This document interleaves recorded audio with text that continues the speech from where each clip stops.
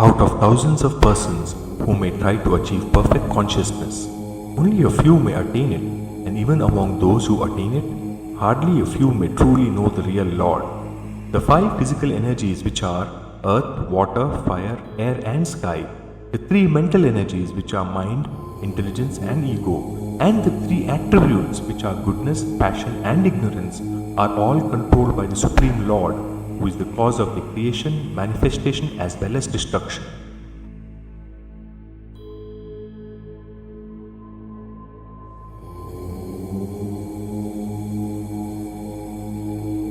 The Supreme Lord knows all that has happened in the past, is happening in the present, and will happen in the future.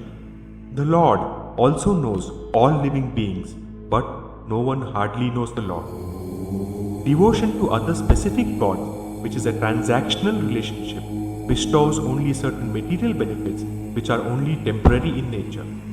Very few seem to have a devotional relationship of unconditional, pure devotion to the Supreme Lord, which bestows permanent benefit of spiritual consciousness.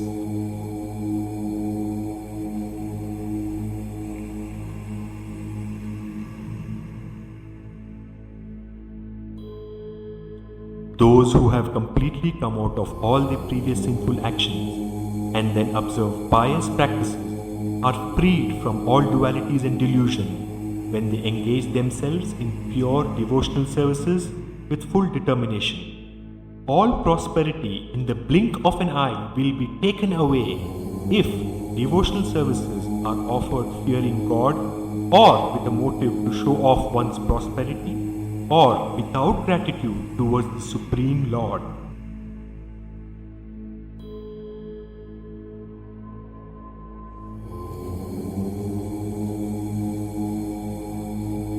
Whatever thoughts one carries and remembers in the final moments of quitting the body, one will certainly attain that state in one's next life.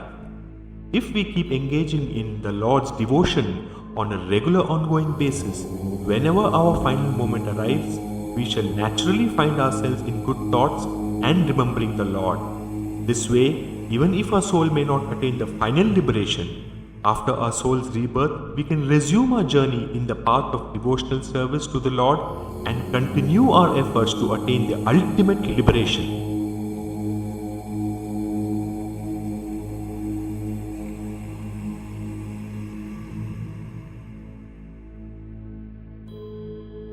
For one constantly engaged in devotional service and who always remembers the Lord without one's mind deviating, it is very easy to attain the Supreme Lord and salvation. In the current age, since practically it's very difficult for one to get into total renunciation like a yogi or a sage, those faithful devotees who, while being engaged in material duties, who also constantly engage in pure unconditional devotion to the Lord, in return are also certain to attain the Supreme Lord.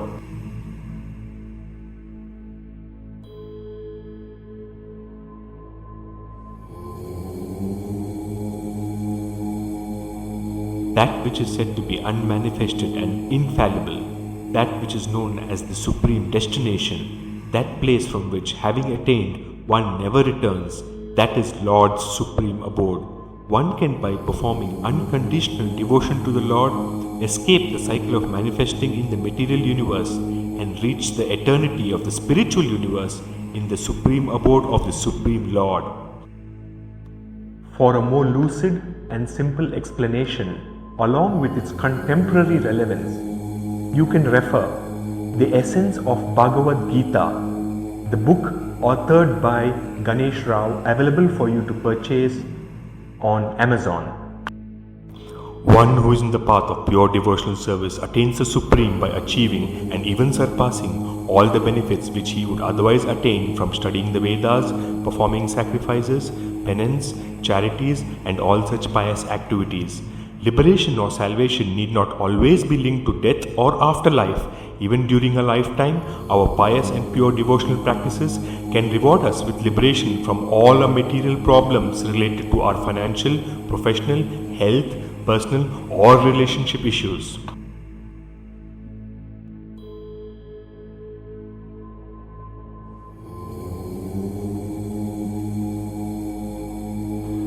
Those who worship the Lord exclusively with unconditional devotion and concentration are always protected by the Lord, and their well-being is assured by the Lord. Lord will accept a leaf, a flower, a fruit, or even water if one offers them with pure love, devotion, and consciousness. Whatever one does, whatever one eats, whatever one offers or gives away, whatever penance one performs should be done as an offering to the Lord.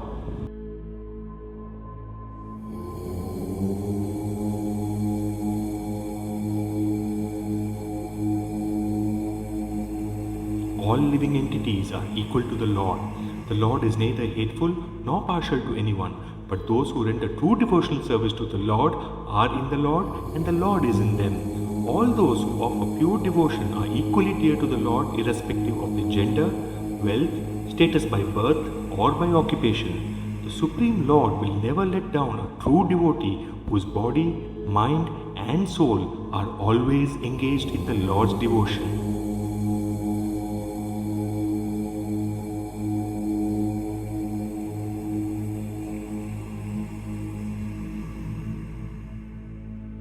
If one's mind is always engaged in thinking of the Lord, devoted to the Lord, worshipping the Lord, and completely absorbed in the Lord, then one shall surely attain the Lord.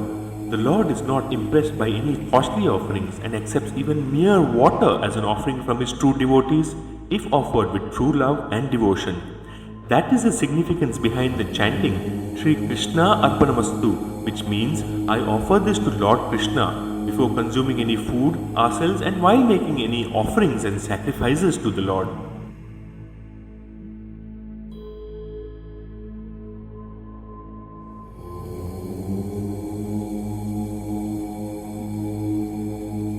The Supreme Lord is the source of all creations, and everything emanates from the Lord.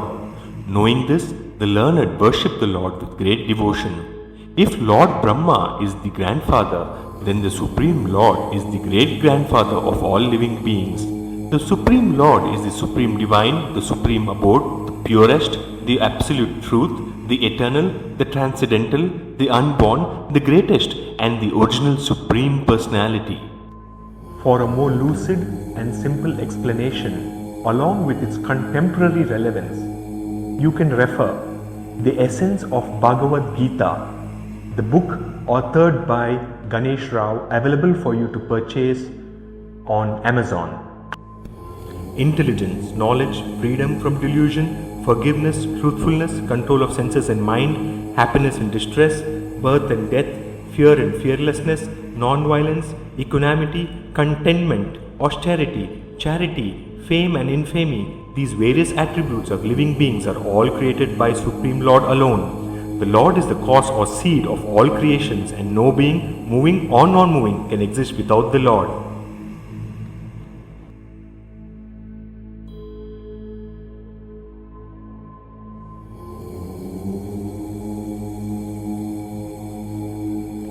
Be it known that all opulent, beautiful, and resplendent in creations are just a part of Supreme Lord's splendor. We are just a tiny particle created out of the spark of the Supreme Lord. This is the universal and eternal truth that applies equally in the current era as it did in the earlier eras more than thousands of years ago.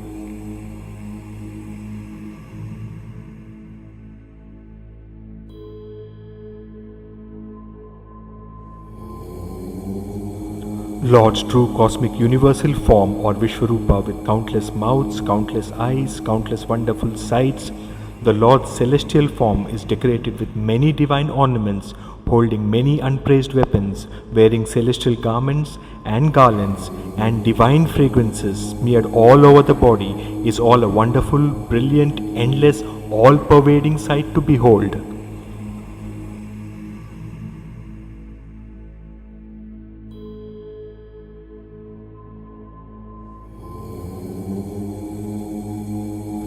The Supreme Lord is infallible, the supreme knowledge, the cause and basis of this entire universe, is inexhaustible, is the maintainer of the eternal philosophy, and is the eternal supreme being. The Lord is without beginning, middle or end, with limitless glory, countless arms, and with the sun and the moon as eyes, with blazing fire coming out of mouths, burning the whole universe by radiance.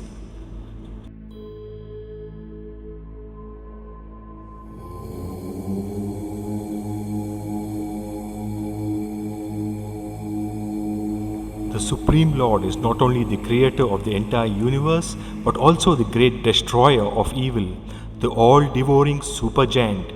All beings are just an instrument through whom Lord's will is being executed. The Supreme Lord is the air, the executor, the fire, the water, the moon, the Brahma, the first living creature, the great-grandfather of the universe.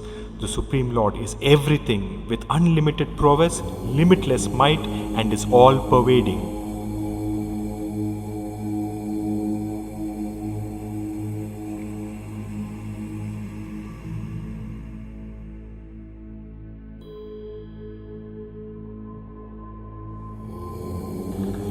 Those who give up all their other activities to always engage in devotional service to the Lord without any deviation and always worship the Lord with their mind fixed upon the Lord shall swiftly deliver them from the material ocean of births and deaths.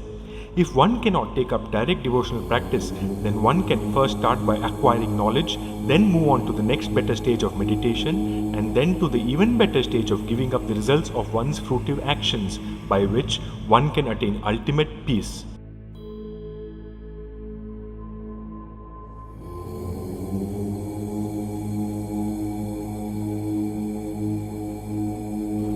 One who is not envious but friendly and kind towards all living beings, who is not self-centered and has no false ego, who is equal in both happiness and distress, who is forgiving, satisfied, always engaged in devotion, self-controlled and determined with his mind and intellect fixed on the Lord, those who follow eternal principles of Dharma, such a devotee is very dear to the Lord. For a more lucid and simple explanation, along with its contemporary relevance, you can refer The Essence of Bhagavad Gita, the book authored by Ganesh Rao, available for you to purchase on Amazon.